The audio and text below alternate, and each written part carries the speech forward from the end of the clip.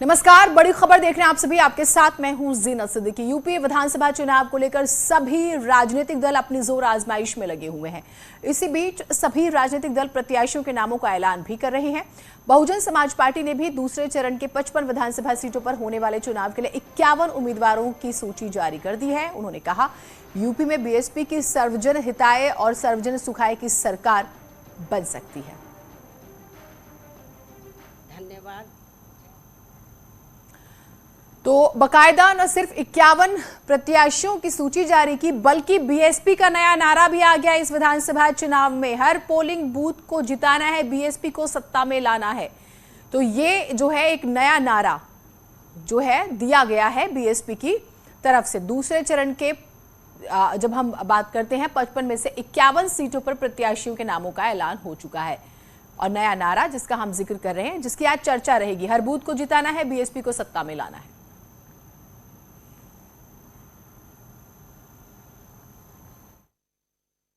बिना किसी पार्टी व संगठन आदि से गठबंधन किए हुए यहाँ अकेले ही अपने बलबूते पर पूरी तैयारी व दमदारी के साथ लड़े हैं। लेकिन पंजाब स्टेट में हमारी पार्टी अकाली दल के साथ गठबंधन करके ये चुनाव लड़ रही है।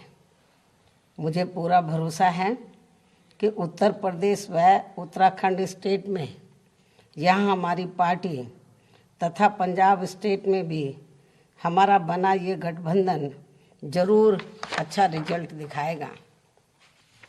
हालांकि इस बार ये चुनाव कोरोना प्रकोप के चलते हुए ही हो रहा है। ऐसे में पार्टी के लोगों से मेरी यही अपील है कि वे मुख्य चुनाव आयोग द्वारा जारी किए गए कोरोना नियमों का पालन करते हुए अपनी पार्टी के सभी चरणों के सभी 7 चरणों के उम्मीदवारों को जरूर जिताएं। तभी फिर खासकर यहाँ यूपी में बीएसपी की अपनी सर्वजन हिताय व सर्वजन सुखाय की सरकार बन सकती है। और तभी फिर यहाँ परम पूज्य बाबा साहब डॉक्टर भीमराव अम्बेडकर एवं मान्यवर श्री कांशीराम जी आदि का भी सपना जरूर सही साकार हो सकता है। इस उम्मीद के साथ ही अब मैं यहाँ यूपी की अपनी पार्टी की दूसरे चरण की सूची जारी कर रही हूँ। वैसे आप लोगों को ये भी मालूम है, सूची जारी करने के संबंध में आप लोगों को ये भी मालूम है कि पहले चरण की सूची मैंने अपने जन्मदिन के मौके पर दिनांक 15 जनवरी को जारी की थी। इसके बाद दूसरे चरण के तहत शबाब हमारे साथ हमारे सहयोगी जुड़े हुए हैं। शबाब, सबसे महत्वपूर्ण, ठीक है, दूसरे चरण की आपने 51 प्रत्याशियों की सूची जारी की है। जो नारा दिया गया है, हर बूथ जिताना है, बीएसपी को सत्ता में लाना है। अब सवाल तो उठेगा, हर बूथ पर कितनी एक्टिव रही, क्योंकि पूरे प्रचार प्रसार के दौरान हमने एक चीज देखी है। सवाल, बीएसपी कहां है, मैदान में कहां है? देखिए, इस बात का सवाल हर बार मायावती से प्रेस कॉन्फ्रेंसेज में, सतीश चंद्र मिश्रा से उनके इंटरव्यूज में पूछा जाता रहा है। तो सतीश चंद्र मिश्रा पहले इस बात को कहते रहे कि मैं प्रचार कर रहा हूं, उसके बाद बहन जी प्रचार पे निकलेंगी जैसे ही आचार संहिता का ऐलान होगा।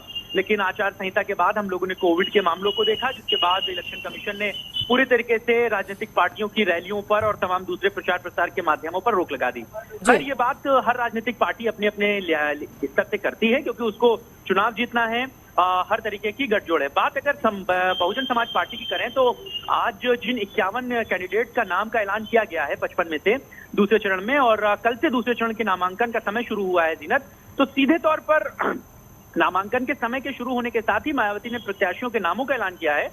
और अब प्रत्याशी डोर टू डोर कैंपेन करेंगे, अपनी पार्टी के लिए, खुद के लिए माहौल बनाएंगे। हालांकि अगर प्रत्याशियों की सूची का अगर हम जिक्र करें तो सीधे तौर पर बहुजन समाज पार्टी ने एक तालमेल बिठाने की कोशिश की है। इलाकों में आबादी के बाहुल्य के हिसाब से उन्होंने कैंडिडेट के नामों का चयन किया है और देखना खासा दिलचस्प होगा कि बहन जी के नारे, बहन जी के कैंडिडेट और किस तरीके से बसपा का जो चुनाव प्रचार प्रसार है वो चुनाव में उनके लिए कितना फायदेमंद साबित होगा। बहुत शुक्रिया आपका तमाम जानकारियों के लिए। तो जो नाम सामने है उस पर तो चर्चा होगी ही, लेकिन बीएसपी का जो नारा है उस पर ज्यादा चर्चा होगी। देश के 5 राज्यों में विधानसभा चुनाव हो रहे हैं, लेकिन यूपी पर हर किसी की नजर है। जाहिर सी बात है, देश का सबसे बड़ा सूबा है, इसके नाते हर किसी की नजर और दिलचस्पी रहती है। ऐसे में सियासी दिग्गजों का आना जाना इस प्रदेश में लगातार बढ़ता जा रहा है। सत्ताधारी पार्टी एक बार फिर से सत्ता में वापसी के लिए जनता के बीच प्रचार प्रसार में जुटी हुई है। आज 3 बड़े चेहरे यूपी में जनता के बीच होंगे, वो हम आपको बता देते हैं। गृह मंत्री अमित शाह का हम जिक्र करेंगे। पश्चिमी यूपी की कमान संभाली हुई है और चुनाव प्रचार प्रसार की न सिर्फ रणनीति बना रहे हैं, बल्कि मैदान में भी जब जब जरूरत पड़ती है सबसे आगे रहते हैं। उसके बाद जेपी नड्डा अध्यक्ष है राष्ट्रीय, बिजनौर में वो रहेंगे, कल आगरा में रहे, पूजा भी की इन्होंने और बाबा का आशीर्वाद दिया। मुख्यमंत्री योगी आदित्यनाथ स्टार प्रचारक। उत्तर प्रदेश में चुनाव है तो खैर है ही, प्रदेश की जब हम बात करते हैं उससे बाहर किसी और स्टेट के भी इलेक्शन होते हैं तो स्टार प्रचारकों में मुख्यमंत्री योगी आदित्यनाथ का नाम जो है सबसे आगे रहता है। अब आपको जो है हम समझाते हैं कि कौन कौन से जो इलाके हैं जिस पर विशेष तौर पर जोर रहेगा। पश्चिमी यूपी की जब हम बात करते हैं, पहले फेज के लिए 10 तारीख को वोटिंग होनी है। ऐसे में बीजेपी पश्चिमी यूपी में अपनी पूरी ताकत झोंके हुए है, क्योंकि देखिए शामली, बागपत, मेरठ, बुलंदशहर, अलीगढ़, बिजनौर, पश्चिमी यूपी ये माना जा रहा है बहुत एक बेसिक मुद्दा किसानों की नाराजगी। माना गया कि किसान नाराज हैं और मोटा मोटा अगर मैं आपको समझाऊं तो 120 से ज्यादा सीटें, 116 से 120 सीटों का जब हम जिक्र करते हैं, 100 तकरीबन 99 से 100 सीटों पर साफ तौर पर बीजेपी ने बाजी मारी थी। लेकिन इस बार माना जा रहा है कि थोड़ा टफ है और कोशिश ये है कि उस परिणाम को फिर से दोहराया जाए, इसीलिए महामंथन हो रहा है। अब सवाल होगा कि अमित शाह जो हैं वो पश्चिमी यूपी में प्रचार प्रसार करेंगे तो वो कहां करेंगे, वो भी हम आपको बता देते हैं। इसके लिए उन्होंने बागपत, मेरठ को चुना है, शामली को भी चुना है। खबर है अमित शाह दोपहर 2:30 बजे शामली के कैराना से अपने अभियान की शुरुआत करेंगे। घर घर संपर्क अभियान के जरिए लोगों से मिलेंगे। इसके बाद वो करीब 3:15 बजे शामली और बागपत जिले के कार्यकर्ताओं के साथ बैठक करेंगे। शाम में अमित शाह मेरठ पहुंचेंगे, जहां वो विशिष्ट जनों के साथ बैठक करेंगे।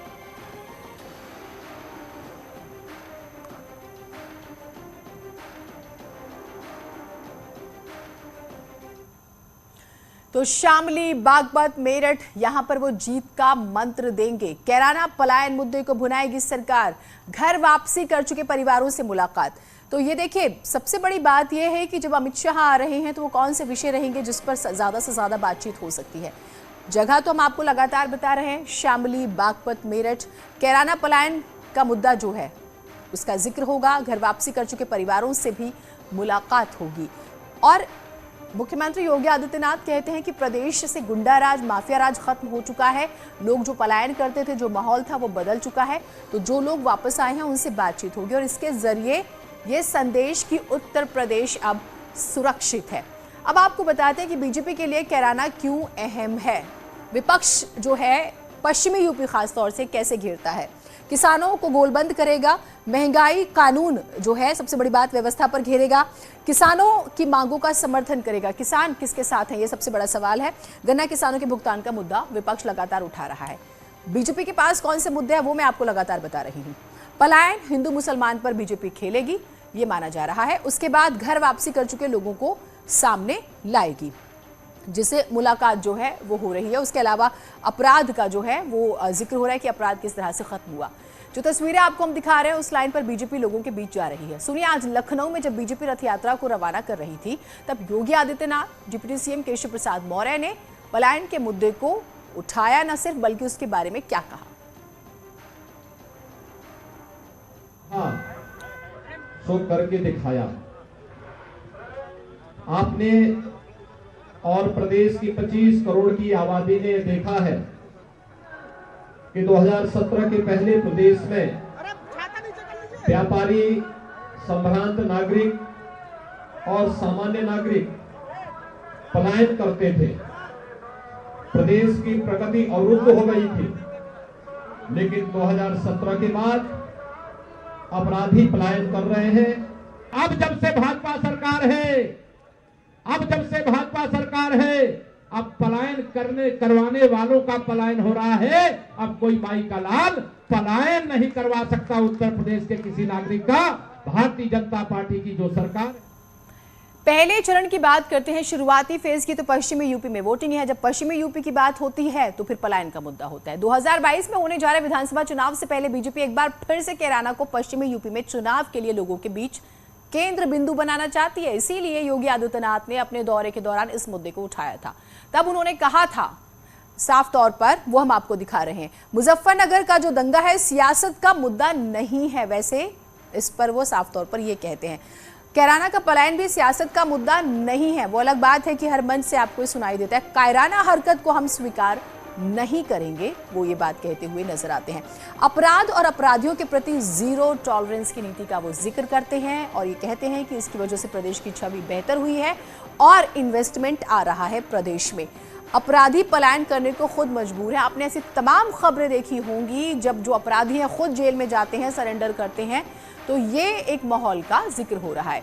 योगी आदित्यनाथ की सरकार की बात करें तो 5 साल पूरे होने को हैं। ऐसे में बीजेपी कैराना में बदली हुई तस्वीर को लोगों के सामने रख रही है, वो बताने की कोशिश कर रही है। देखिए कैसे कैराना के हालातों को हमारी सरकार ने बदल दिया, और ये भी बता रही है कि कैसे पहले लोग पलायन को मजबूर थे, व्यापारी कारोबारी पलायन करते थे, पहले लोगों में दहशत का माहौल था, लेकिन आज 2017 के बाद जो लोग हैं घर वापसी कर रहे हैं, व्यापारी कारोबारी कारोबार करते हैं, आज लोग खुद को सुरक्षित महसूस कर रहे हैं।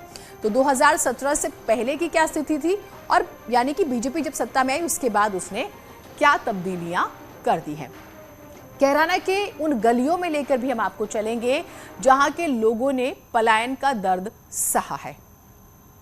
इस वक्त हम यहाँ पर मौजूद हैं कैराना में, और तस्वीर के जरिए हम आपको यहाँ पर दिखाना चाह रहे हैं। आप ये देखिए कि ये तस्वीर है, ये गली है, बहुत महत्वपूर्ण यह इलाका है क्योंकि पलायन का मुद्दा है, और पलायन का मुद्दा था जो परिवार यहाँ से पलायन कर चुके थे, 2019 में आकर यहाँ पर बसे थे, और करीब 1.5 महीने पहले योगी आदित्यनाथ ने इस परिवार से यहाँ पर मुलाकात की थी। और इसी तरीके से आज गृह मंत्री अमित शाह आएंगे, जो परिवार पलायन कर चुके हैं, वापस बसे हैं, यहाँ पर आकर उनसे मुलाकात करेंगे। पश्चिमी उत्तर प्रदेश के प्रभारी हैं गृह मंत्री अमित शाह, और यहाँ पर पलायन कर चुके हुए परिवारों से मुलाकात करेंगे। देखिए बहुत खास यहाँ पर हम बातचीत कर रहे हैं, विजय जी हैं, विजय जी के परिवार से योगी आदित्यनाथ जी ने इनके परिवार में यहाँ पर लंच किया था। इनकी कहानी ये है कि 2017 के आसपास से इन्होंने पलायन किया था, 2019 में लौटे थे, वापस यहाँ पर आकर बसे थे, और योगी आदित्यनाथ ने 1 महीने पहले इनके यहाँ पर लंच किया था, और आज गृह मंत्री अमित शाह भी इनसे मिल सकते हैं। हम इनसे जानते हैं पलायन इतना बड़ा जो मुद्दा है आप कैसे देखते, क्योंकि खुद दर्द आपने झेला है इसमें। देखो पहले में और अब में ज़मीन आसमान का फ़र्क है। अभी आदमी को अपनी सुरक्षा महसूस देती है, अपना जो व्यापार कर रहे हैं वो सुचारू रूप से कर रहे हैं। पहले और अब में काफ़ी डिफरेंस है, ये मैं नहीं पूरा नगर कहता है, और सरकार में तो डिफरेंस है ही। गृह मंत्री आ रहे हैं, गृह मंत्री मुलाकात आप लोग से ये कर सकते हैं, इससे पहले सीएम ने दौरा किया था, तो कुल पूरी कवायद को आप कैसे देखते हैं? सुरक्षा के मद्देनज़र देखते हैं। एक ये है जो आम आदमी है उसकी सुरक्षा है, तो देखिए मैं नहीं, ये पूरा प्रदेश ही जानता है कि पहले में और अब में कितना डिफरेंस आया है उसको लेकर, काम में, व्यापार में, और सबसे बड़ी बात है कि आम आदमी की सुरक्षा सबसे बड़ी महत्वपूर्ण है। इस मुद्दे को उठाने के पीछे बीजेपी की मंशा साफ है। इस मुद्दे की बात करें, इसी मुद्दे ने बीजेपी को पश्चिमी यूपी में जमीन तैयार करने में काफी मदद की थी, और यही वजह है कि बीजेपी एक बार फिर से कैराना के पलायन को सामने लाना चाहती है, लोगों को बताने की कोशिश कर रही है कि अगर हम नहीं होंगे तो हालात कैसे हो जाएंगे। आंकड़े देखिए, जब से कैराना के मुद्दे को उठाया गया और उसके बहाने कैसे वोटरों का ध्रुवीकरण हुआ है। अब ये देखिए, उत्तर प्रदेश 41% वोट, पश्चिमी यूपी 43 से 44% वोट इन्हें मिले थे 2017, लेकिन 2019 में जब आप लोकसभा में आते हैं तो कैसे एकदम से इजाफा होता है। आप 50% वोट और पश्चिमी यूपी 52%, और ये माना गया कि पश्चिमी यूपी में सबसे ज्यादा वोट शेयर बढ़ा था। तो ऐसा लग रहा है कि पुराने फॉर्मूले पर फिर से बीजेपी आई है और इस विचार के साथ आगे बढ़ रही है कि शायद ये फॉर्मूला फिर से काम कर जाएगा। हालांकि थोड़ा इंतजार करना होगा जब नतीजे आएंगे कि इस फॉर्मूले ने काम किया है नहीं किया, लेकिन हाँ, इससे बेनिफिट हुआ है ये आपको हम स्टैट्स जरूर दिखा रहे हैं। सीएम योगी आज अलीगढ़ और बुलंदशहर के दौरे पर रहेंगे। अलीगढ़ की अगर हम बात करें तो यहां पर वो दीनदयाल उपाध्याय संयुक्त अस्पताल में कोरोना से निपटने के लिए किए गए इंतजामों का जायजा लेंगे। साथ ही स्वास्थ्य विभाग और प्रशासनिक अधिकारियों के साथ बैठक करेंगे। इसके अलावा वो पार्टी पदाधिकारियों के साथ चुनावी रणनीति पर चर्चा करेंगे। डोर टू डोर कैंपेन करेंगे। उधर बुलंदशहर की बात करें तो वो कार्यकर्ताओं के साथ बैठक करेंगे और समाज के विभिन्न प्रबुद्ध वर्ग के लोगों के साथ संवाद कर बीजेपी को वोट देने की अपील करेंगे।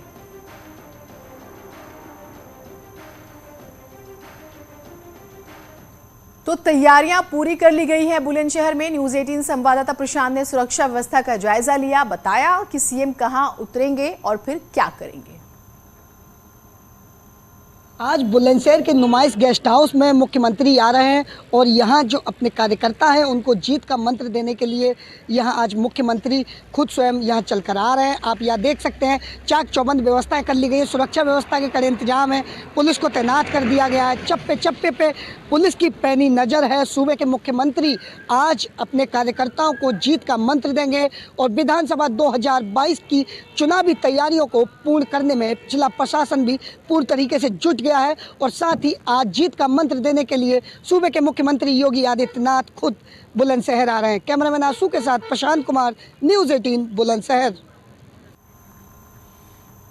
तो पश्चिमी यूपी पर बहुत मेहनत हो रही है। बीजेपी यूपी में अपने उम्मीदवारों की घोषणा कर रही है और अब तक लिस्ट बीजेपी की जो आई है वो हमने आपको बताई। सामाजिक भागीदारी की तस्वीर जो है वो साफ नजर आती है। बीजेपी सबका साथ सबका विकास के फॉर्मूले पर ही काम कर रही है। हर समाज के लोगों को हिस्सेदारी दी जा रही है। चौथी लिस्ट में 85 उम्मीदवारों के नाम शामिल हैं, जिसमें कांग्रेस से आई आदित्य सिंह और राकेश सिंह का नाम भी शामिल है।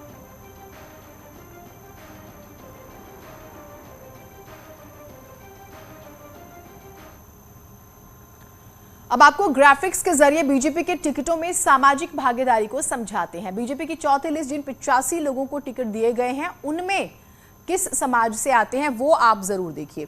ओबीसी और दलित जब हम बात करते हैं आधी से ज्यादा टिकटें ओबीसी यानी कि 30 टिकटें उनको दी जाती हैं, दलित को 19 टिकटें और कुल 85 टिकट जो कल की हम बात करें जो सामने आती है टिकट उसमें, तो यानी कि जो सबका साथ सबका विकास और सबका विश्वास की बात होती है वो आप जब टिकटों का बंटवारा करते हैं तो वहां पर काफी कुछ साफ हो जाता है। आदित्य सिंह कांग्रेस से आती हैं, लंबे समय से मुख्यमंत्री योगी आदित्यनाथ की तारीफ वो करती रही हैं, उनके काम से प्रभावित रही हैं, वो बार बार बात करती थी प्रधानमंत्री मोदी और योगी की वो तारीफ किया करती थी, मुख्यमंत्री योगी की और प्रधानमंत्री नरेंद्र मोदी की। तो ये संभावना थी वो आती हैं पार्टी में और फिर उन्हें टिकट भी मिल जाती है। राकेश सिंह की बात करें उन्हें भी टिकट मिला है। तो चाहे आप एसपी से आए चाहे आप बीएसपी से आए, टिकट जो है कुछ नेताओं को जरूर बीजेपी ने दिया है। एक छोटा सा ब्रेक ले रहे हैं, कहीं मत जाइएगा।